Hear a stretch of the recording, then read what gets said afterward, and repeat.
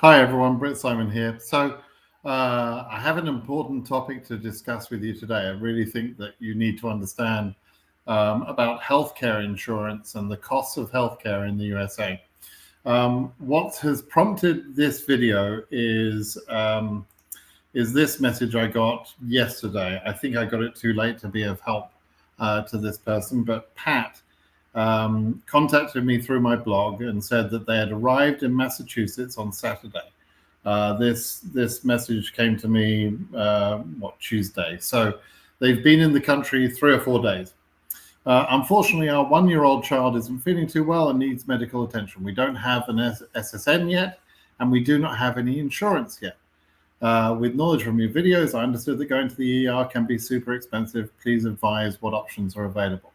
So I did what I could to advise Pat. I suggested that they go to community clinics or local healthcare centers, perhaps a doctor, and negotiate a paid-for price for the healthcare. And next level up from that is urgent care. If you can go to urgent care, that is usually slightly less expensive than emergency ER room. Emergency is very expensive, in the end, Pat, I'm sure, couldn't wait for my answer, and so went ahead and did the responsible thing, which was taking care of their 1-year-old child, obviously, and they took the child to the ER and got the healthcare they needed. They're now going to try and sign up for health insurance and try and make life a little bit better. But I want to explain the difficulties that you are going to encounter when you come into the country to start with, if you don't have an appropriate plan in place. So Pat, and I'm not wishing to criticize Pat at all. That's not the point of this video. But Pat was caught in a very difficult position. He had a 1-year-old child. He has to get health intervention for his child. What's he going to do? He's got to do something. But unfortunately, they didn't have any insurance coverage at all for that event. So what can you do? You're immigrating to the country. You can do a couple of things. First of all, please investigate, and let me show you. Please investigate what sort of insurance will become available to you from healthcare.gov. That's going to be the most important thing that you will need to know, and that you make a plan of when you're going to be able to get onto a healthcare.gov plan. This is sometimes called Obamacare or an ACA policy, and they're pretty good policies. They're not perfect by any means. They leave you with some costs. But even the policy I've got, for example, my health insurance policy, even though it's an extremely expensive policy, costing my employer spends well over $20,000 a year on my policy, and I spend another $6,000 or $7,000 a year on my policy. So my healthcare insurance policy for my family covers me, my wife, and my daughter. Costs $26,000, $27,000 a year at least, and it doesn't completely remove all the costs. We still have some expenses of going to see the doctor and so on, and it's extreme. I'll show you some examples in a moment that is going to make your hair curl. I can tell you that. But anyway, you need to have a plan. So when you arrive, you've got a gap between when you arrive and when you can get a healthcare insurance policy through the online system of that I'm showing you here, or through an employment-based plan, because very often jobs here, full-time employment often comes with healthcare benefits where they'll give you at least some level of coverage and reduce the costs down so you're only paying a few $100s per month, right? The other thing that you can do is go to this website. It's called visitorscoverage.com. Now, I've had an affiliate relationship with this company for several years. I've recommended the company before. I don't get a lot of money from them or anything like that. But in theory, they would pay me a little commission each time a policy is sold. That's not why I'm doing this. And I don't think that's not why I'm recommending this. And I don't think I've had any payments from this company for at least a couple of years. So, it's not, I'm not recommending you something to sell it. I'm just showing that this is one possible way to avoid the type of situation that my subscriber Pat found himself in, which is for the period of time from when you arrive to when you can get a healthcare plan. You might be able to cover that period of time with an insurance policy, a travel insurance policy from your old country. You might be able to, but in general, those policies will not pay out once they realize that you've actually emigrated to that country. And so on visitorscoverage.com/green-card-insurance, so green card insurance, on that website, they offer some plans which, for a relatively small amount of money, give you a little bit of coverage. Not perfect coverage by any means, but it covers you for the most extreme, biggest bills, right? You'll still be responsible for some expenses, but if you had some serious event, it would give you some coverage for those serious events. So it's better than nothing. Obviously, the ideal is you get onto an ACA plan.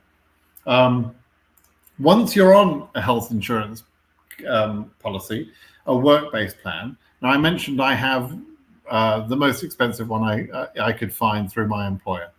With my employer, they offer a paid-for policy for a single person, and I pay extra to cover my spouse and my child, right? But then when I use the plan, like if I go to the dentist or the doctors or whatever, I pay some of the expenses myself. But the bills this is what I want to show you. The bills you see are unbelievable. And I have told people about this before, but I'm just going to show you the last couple of months of bills here, right? So here we go. So I'm going to lead you through. So this is John Chan. This is our dentist, I believe. It's for Laura. This was for dental cleaning, $385. This is routine treatment, $385 for that routine cleaning at the dentist. And we don't pay any of that because we get a certain amount of cleanings per year for free, right? So that's good. William Ting, this is for me to go and have an injection. I have an injection once a month for an allergy thing. I'm sharing all of my information, right? And just to go to the doctors, and I see the nurse, and I spend about 2 minutes while they inject me. And the bill that they bill for that is $135. The insurance won't pay that for some reason. And therefore, but they negotiate a discount, so I pay $33, right? Now, this is where it starts to get hairy.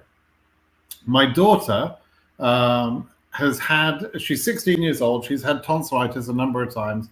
And we had an event, which I'll show you. Let me just show you here. In August, I'll show you down this one first. So in August, where is it? August 15th. So in August, we went, because she was in absolute agony. We'd seen the local doctor, we'd been to our doctors, and then we went to an urgent care, and we got help there. They billed us several different bills, all on August 14th. So to go to the urgent care cost us $6,683. My insurance plan paid the hospital $3,500. And that was their negotiated price, so I didn't have to pay anything of that. But while we were there, for some other reason, and I don't even know what, to be honest with you, they charged us another $365, and I paid $50 of that, which is kind of like, when you see a doctor, you pay some money, even with my plan. Then, because it was, I don't even know what the justification is. It's just nuts. But again, the same time, this is because we went over, it was past midnight by the time we actually saw someone. So this is down as August 15th, but it's the same event. We paid another $3,000, and that was $400 my cost. And then another person. So depending on who you see, if you see a nurse, it might be one cost. If you see a doctor, it'll be another cost. So there's another $540. So this all happened. This was all one visit to an urgent care, not even emergency room, and the bills are well over $10,000, right? So that's just over $10,000. That was for swollen tonsils. Swollen tonsils cost us $10,000. So we then said, because she'd had that a number of times, we saw a specialist, and we paid some more money to see a specialist, like $600. Maybe another one here. Oh, that's for me, I think. What's that? Nora Ramascothi.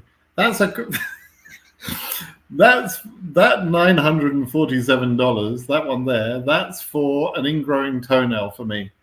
I had an age-old problem from an ingrowing toenail operation I had 40 years ago, and I wanted it fixed, and it hurt me occasionally. That's $1,000. It is just unbelievable. This is another $1,000 for Sophia to go and see a doctor, a specialist. I think it's this one as well, $625 on September. This was to speak to someone about having Sophia's tonsils removed. Okay. And so then we went into the have her tonsils removed on September 20th, I think. And for that, the anesthesia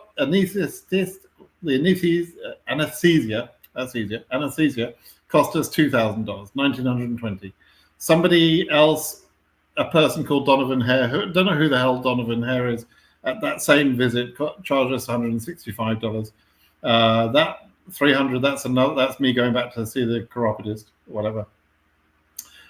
September 20th, again, this is the operation to remove tonsils for my daughter, $850. This Hacienda Surgery Center, that's the actual operation, $9,300.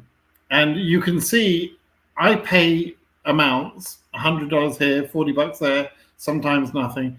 But the bills that, just for the tonsils being removed, the bill for that is, it's $12,000, $13,000 just for that. That's after a $10,000 visit to the urgent care because she was in pain one night, and we had to get medicine to try and get the swelling down. She was in serious pain. So just on Sophia's tonsils, and this is just since August. And I can tell you that it was the reason we had her tonsils removed was because it was like the third time this year she's had tonsillitis. And each time she's had tonsillitis has cost us a few $100 to go see doctors or whatever and have penicillin, basically, amoxicillin. Okay, so just Sophia's tonsils. If I was uninsured, I'd have been receiving bills here for like $25,000. I told you this will curl your hair, and I'm not kidding. It is unbelievable how much money they charge in this country for relatively simple healthcare. And I'm saying all of that, and I'm showing you my personal, medical records there and my personal information, because I want to impress upon you how important it is that you go and do something to get healthcare insurance, that you have a plan, even for that first few days, even for that first few weeks. You need to have some sort of plan in place to make sure that you're not receiving these sort of bills. If you do get these bills and you don't have insurance, you can negotiate a discount and pay off some of the money. But if you get a $10,000 bill, you might get it discounted down to $3,000 or $4,000, but it's still $3,000 or $4,000, which can make a heck of a dent in your ability to get going in America. So you're much better off to pay a few $100 to have a bridge policy like the type I showed you from visitors coverage, a good policy for 2 or 3 months of coverage to just get you until you got your proper coverage will only cost a few $100 at most. It's well worth it, in my opinion, to just be able to sleep at night and make sure you can get, these big bills covered. And then arrange to see a local doctor by all means. And most local doctors will work with people who are uninsured, and they'll come up with some sort of payment discount to see a doctor occasionally for simple things. If you've got a cough or a cold or something like that, you can get those sort of things taken care of. But anything that involves a hospital or an urgent care or a larger organization, you can expect to receive multiple bills for thousands of dollars for even the simplest situation. Sophia's operation, my daughter's operation that I got billed for $12,000-13,000. That took about the operation was 10 minutes. She was with. It's very quick to do a tonsillectomy, a tonsil removal operation. She was fully under, and she was in and out of the medical center in less than 2 hours, an hour and a half or something. I mean, just not a big event. Very important for her because she doesn't want to get tonsillitis several times a year. But $13,000. I mean, doesn't make any logical sense, and that's why I show you the numbers so you can see that I'm not lying when I tell you these numbers that you'll see on medical bills are absolutely mind-blowing. So better be insured. Okay, so that's what I wanted to explain to you today. That's really all I have for you today. Please do consider this as you move to America. Remember to get insurance or to have some sort of plan to pay your medical expenses in that interim period. You've got no idea what these costs will go to unless you've actually seen these bills, which is why I'm showing you some of those bills. Okay. All right, everybody. Thanks for listening. I hope this was informative. And if this scares the life out of you, I'm sorry to do that, but I feel like it's an important conversation we should have, so that you understand what you're getting into. All right. Thanks, everyone. Have a good day. Bye-bye.